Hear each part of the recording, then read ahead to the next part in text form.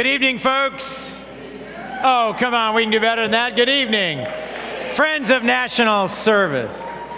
I'm sorry, I know you are already on your way to a wonderful dessert reception and to sneak into the 10,000 Small Businesses event next door that is so loud.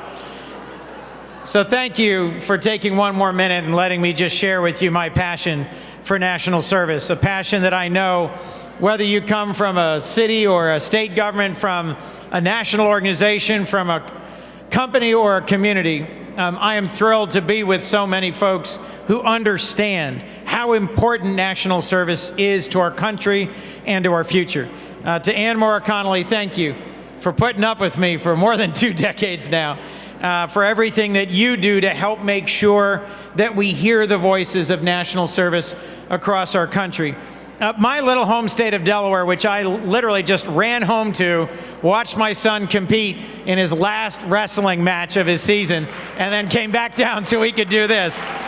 My wonderful little state of Delaware has 1,400 AmeriCorps and Senior Corps members serving in all 3 counties. I know there's a lot of other states that have much bigger service corps, but for our little state, it is a vibrant and passionate and dedicated community that helps make a difference in sustaining the tradition of volunteerism on which my home community was built.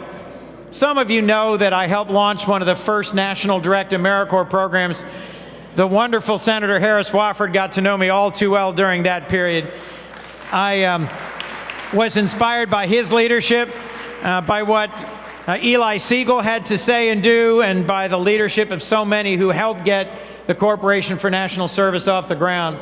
I led 150 AmeriCorps members across 15 sites for 3 years with the I Have a Dream program, and then met and married a wonderful AmeriCorps commissioner in my home state, now my wife and mother of our 3 children. And after a decade of service on our commission as county executive, I launched a second program to help recruit volunteer firefighters in my home community. These 2 experiences were anchors of my passion for national service that, when I had the chance to come to Washington, gave me the opportunity to help share the gospel throughout the Congress that national service really is a low-cost, high-impact strategy for showing the value of volunteerism and service to our whole country. You know, last year, 325,000 AmeriCorps members and Senior Corps members did amazing things, preparing young people for the workforce, fighting the opioid epidemic, reducing crime, revitalizing cities, supporting veterans, and making college more affordable and more accessible.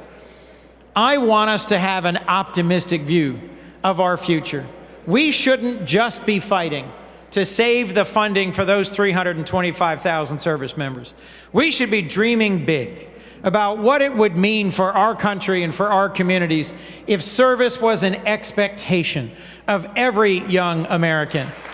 If a year or 2 dedicated to civilian service was part of our lives, imagine what millions of Americans turned on by service and dedicated to their communities could do for our nation. Service is an incredibly powerful force, something that is at the very core of what it means to be American. And I've never forgotten my father's experience in the 1st Infantry in Germany as a sergeant when he came home many years later and told me that that was the defining experience that helped him know what it meant to be an American, to serve alongside people of a wide range of backgrounds and interests, and to recognize that together they served our nation. When I was doing a national AmeriCorps training in Estes Park, Colorado, with my I Have a Dream team, one of them turned to me and said, "This is the most patriotic I have ever felt, and I'm not even carrying a gun." I've never forgotten the Corps members who we attracted from around the country, some 60 years old, some just 18, some dedicated for years of service, some just doing it for a year, from a wide range of backgrounds and educations and skills, who came together for a year to serve young people in need and to earn their own way to a better future. Folks, I know I'm literally preaching to the choir, but I just wanted to say to you what a difference it means to have your approval and support and encouragement as I try hard to build bipartisan support for national service in the United States Congress. You've recognized a lot of my colleagues tonight, a lot of friends and coworkers, Bill Cassidy and Roy Blunt, John Kennedy and Lamar Alexander, Patty Murray and John McCain. But I just wanted to close with one comment about one of the people who has been a great hero and mentor to me in the United States Senate. My friend John McCain reached out to me last week and asked if I would introduce with him a bill that would address the challenges of immigration. And tomorrow we will have a vote on the floor of the Senate on the McCain-Coons bill. It is a bipartisan bill. It is a bill that gives dreamers a path to citizenship and addresses border security.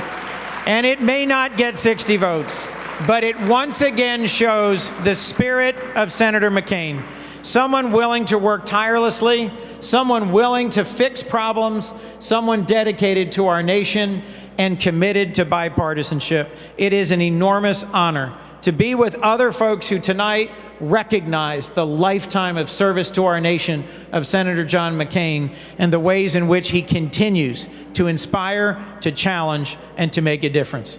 Thank you. I appreciate your time tonight.